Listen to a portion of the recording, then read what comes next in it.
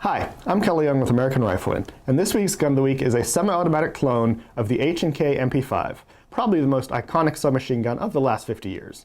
It's the Zenith Firearms MKE-Z5RS. Imported by Zenith, this gun is actually manufactured by MKE, a supplier of small arms that produces select fire versions of the MP5 for the Turkish military. And while Class 3 firearms aren't really a viable financial option for most of us, a semi-automatic version of the MP5 can be had for a fraction of the cost. Like its Heckler & Koch predecessor, the Z-5RS is a roller-delayed blowback.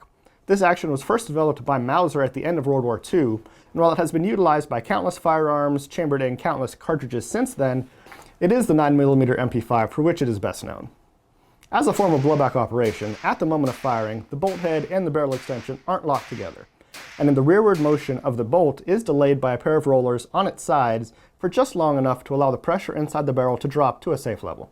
It's a very quick opening action, and flutes cut into the chamber walls serve to channel propellant gases around the cartridge case to keep it from sticking and to aid in extraction.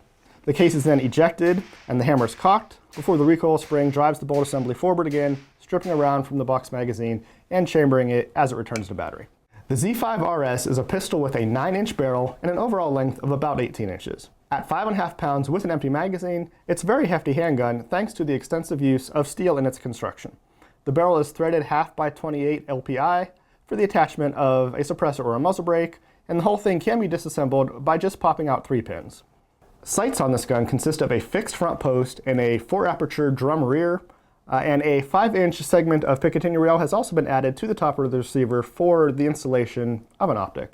Zenith offers these roller-delayed guns in a variety of barrel lengths and configurations, including a number that come from the factory fitted with an SB Tactical pistol brace installed.